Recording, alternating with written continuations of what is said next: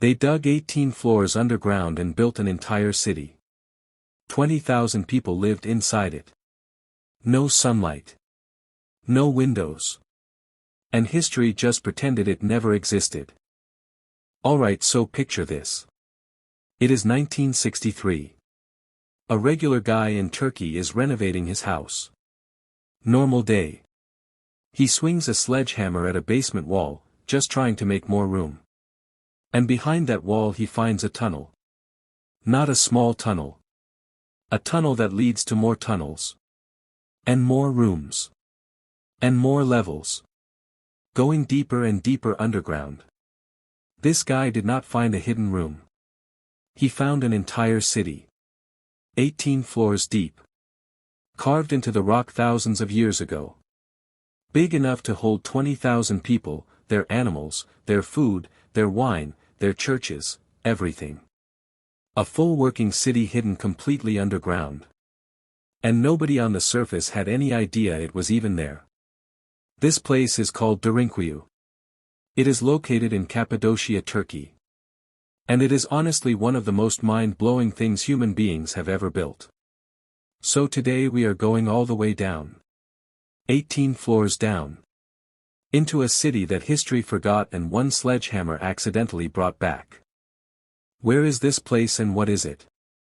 Okay, so before we get into the crazy details, let us talk about where this thing actually is.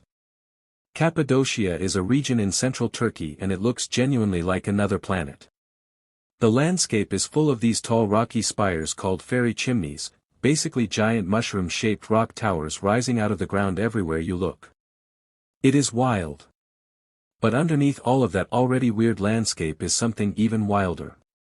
The rock in Cappadocia is made of something called tuff, volcanic ash that got compressed over millions of years into soft porous rock. And here is the key thing about tuff: it is soft enough to carve with basic tools but strong enough to hold its shape once carved. Ancient people figured this out thousands of years ago and started digging.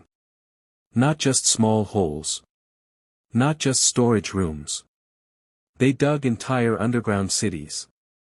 Cappadocia has over 200 underground settlements carved into this rock. 200. But none of them, not a single one, comes close to Derinkuyu. Derinkuyu goes 18 floors straight down. About 85 meters, that is 280 feet, below the surface. And here is a fact that will mess with your brain a little. The name Derinkuyu literally means deep well in Turkish. The local population was using the wells at the top of the city to get their water for centuries, not knowing there was an entire hidden civilization sitting right beneath their feet the whole time. That is how completely forgotten this place was. Who built it and how old is it? So here is the thing, nobody knows exactly who built Derinkuyu. And that mystery is honestly part of what makes it so fascinating. The historical record is not super clear on this one. Some archaeologists believe the oldest parts of the complex were dug around the 8th or 7th century BC by an ancient people called the Phrygians, skilled builders and engineers who were carving massive stone monuments across the region at the time. Other historians think it could go back even further. Some theories say the Hittites started it around 1500 BC, making it over 3,000 years old. And there are even wilder theories suggesting parts of it could be far older than that. What we do know is that whoever started it, other civilizations kept building onto it over centuries. The Byzantines massively expanded it between the 5th and 10th centuries AD. Early Christians used it and added chapels and religious symbols deep underground. And it kept growing. Floor after floor after floor, going deeper and deeper. Think about that for a second. This was not one civilization's project.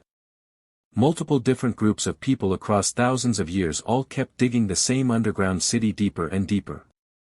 Like they all independently came to the same conclusion: we need to go further down. That tells you something important about why this place was built. And the why is honestly the most interesting part of the whole story. Why did they build it? Alright, so this is the big question, right? Why would 20,000 people choose to live underground? No sunlight. Tight tunnels. Complete darkness unless you had a torch. Why would anyone do this willingly? The answer is simple and brutal: survival. Cappadocia sits right in the middle of what is modern-day Turkey. And for basically all of recorded history, that region was a war zone. The Hittites fought there. The Persians rolled through. The Greeks came. Then the Romans. Then Arab armies from the east. Then the Mongols.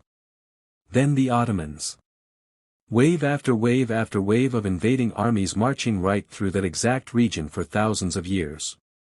And when an army is coming, and they are going to burn your village, take your food, and kill everyone who resists, you have two options. You fight or you hide. These people chose to hide. But they did not just dig a hole and hope for the best. They built an entire self-sufficient world underground. A world where they could survive for months without ever going back to the surface. Wine presses so they could make wine underground. Stables for their animals. Food storage rooms.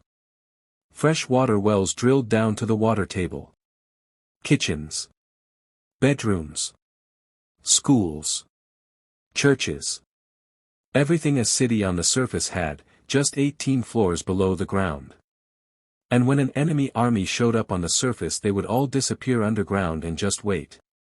Weeks. Sometimes months. Until the threat passed and it was safe to come back up. Pretty wild, right? The engineering is insane. Okay, so here is where it gets really impressive. Building underground is not easy. Even today, with modern equipment and computers, it is genuinely difficult. These people did it with basic hand tools. Pickaxes and shovels. Carving through rock one chunk at a time. And the engineering they came up with is honestly remarkable. First, the ventilation system. When you seal 20,000 people underground, you have a serious air problem.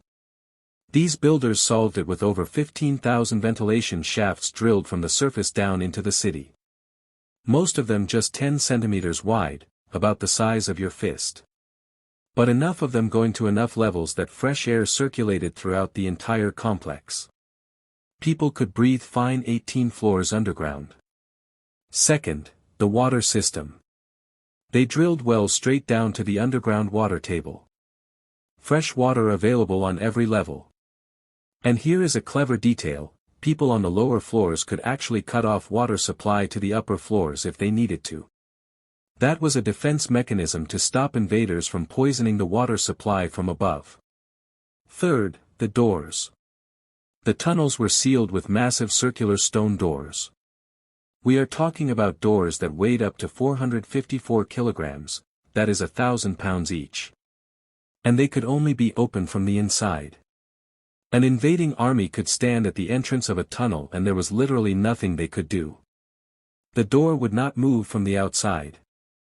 And the tunnels themselves were designed narrow enough that invaders could only enter one at a time, making it basically impossible to fight their way through. These people were not just hiding. They were engineering a fortress that could hold 20,000 people indefinitely. How it was rediscovered. So here is the part that always gets me.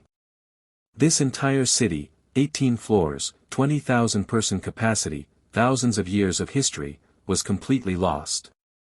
Not lost like people knew about it but forgot where it was. Actually lost. Nobody knew it existed.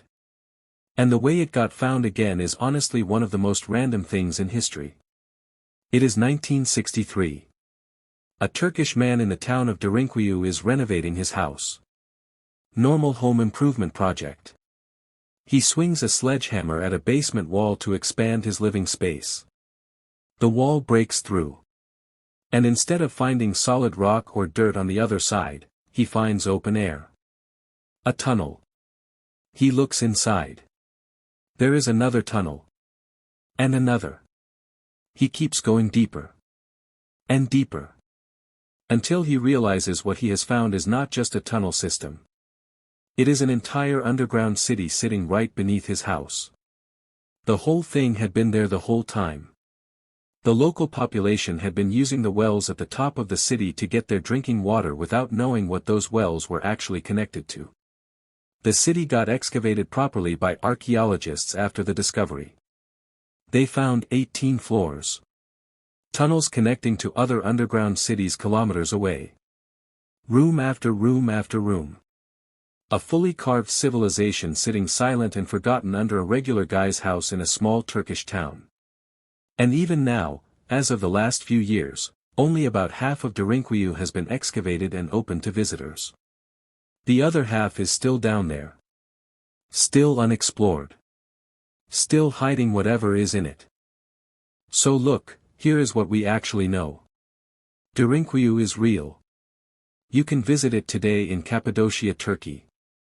18 floors. 85 meters deep.